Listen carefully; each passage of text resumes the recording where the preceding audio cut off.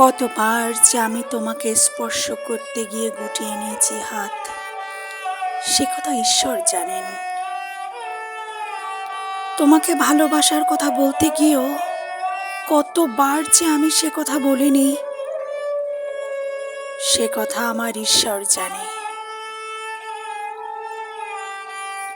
তোমার হাতের মৃদু কড়া নাড়ার শব্দ শুনে জেগে উঠবার জন্য দরজার সঙ্গে চুম্বকের মতো আমি গেঁথে রেখেছিলাম আমার কর্ণযুগল।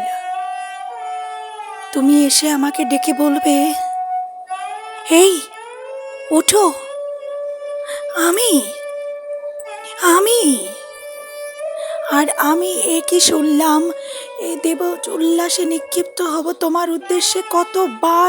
কতবার যে এরকম একটা দৃশ্যের কথা আমি মনে মনে কল্পনা করেছি, সে কথা আমার ঈশ্বর জানেন। আমার চুল পেকেছে তোমার জন্য, আমার গায়ে জ্বর এসেছে তোমার জন্য।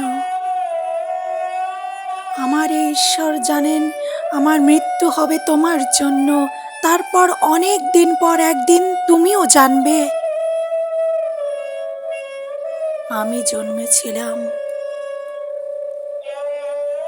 তোমার জন্য, শুধু তোমার জন্য।